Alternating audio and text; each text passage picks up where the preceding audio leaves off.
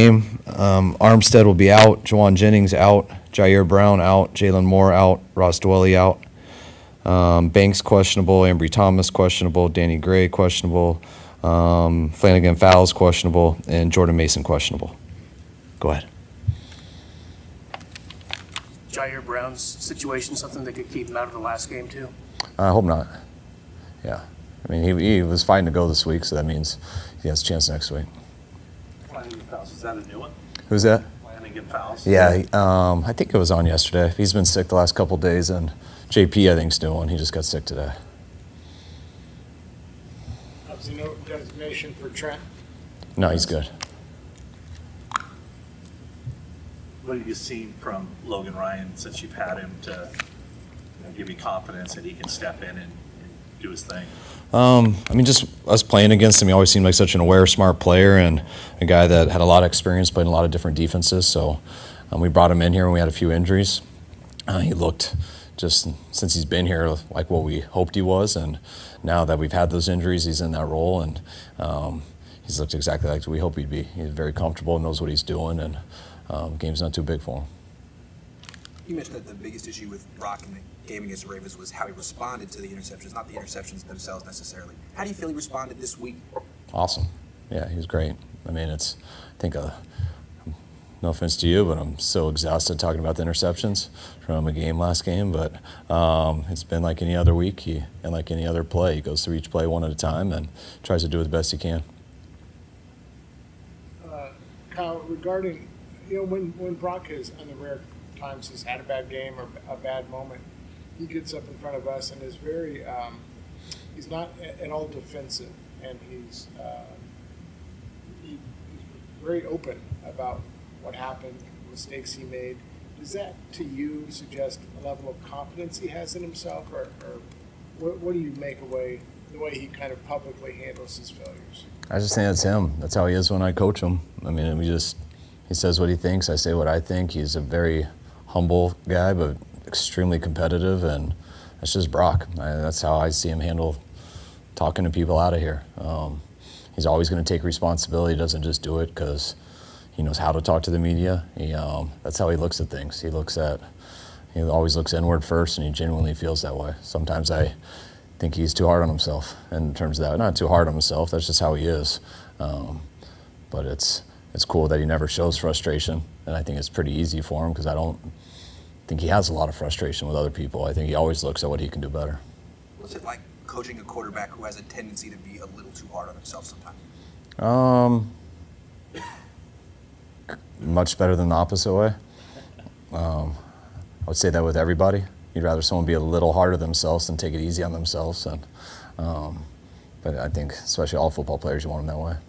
Going back to training camp opening the season, 2 backup offensive linemen, a lot of experience prior in Feliciano, and then you guys have added guys like Logan Ryan and Sebastian Joseph Day.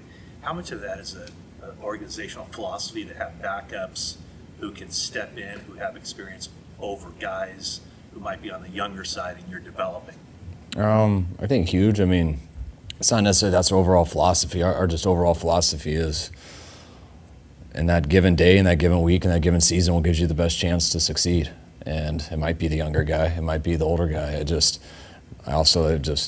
it's very wrong when you take a absolute philosophy to anything. Like, hey, you always got to give the younger guy the first shots because he needs that experience and that's how you develop him.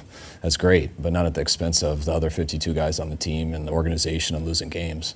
The first decision always is what helps you win the most or gives you the best chance to win. And in a league that it's very hard to develop guys because when you do anything at a professional level, it's hard to do it at an extremely high level when you're not working on it year round. So those guys who really can play in the NFL are usually guys that have experienced the NFL. They know how to handle those situations, and they were fortunate enough to get those so they could go through that and get better. But it's always, I hate the feeling of there's one guy left and you believe in that guy a lot, but he's not quite ready. But there's no third string, and that guy's got to go. And now he goes in and he plays 3 games before he's ready. And the team gets frustrated with him because he makes some mistakes, he's not ready. The guy loses his confidence, and sometimes that can kill a guy. but you have no other option. So you can't always have the luxury of bringing vets in, because if you always do that, then you never have youth coming up. But that's what's so cool about the 16 practice squad guys, the 6 vets were allowed. That's what has allowed us to do some things like that over the last few years that used to be real hard to do. Do you get surprised often? Do you look at somebody and think, this guy is not ready, and then you play him and like, whoa, didn't expect that? Sometimes, not that much. I mean, they usually show you they're ready in practice, and then you know they're ready in the game.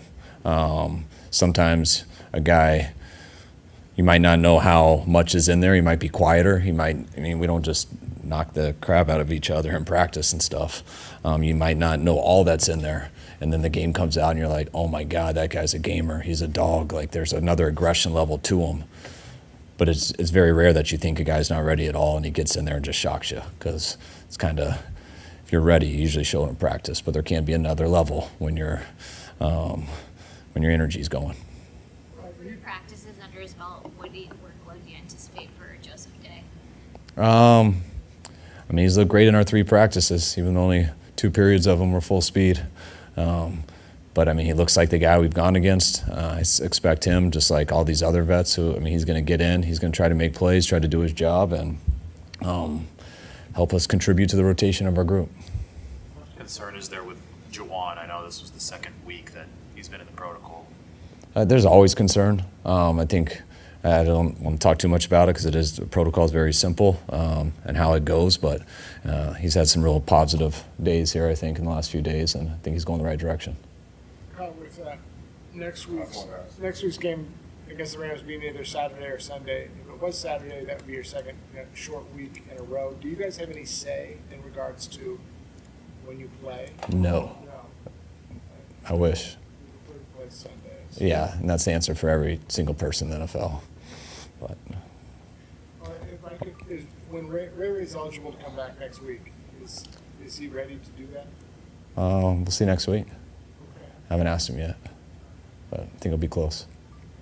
Want to sneak in another? All right, guys.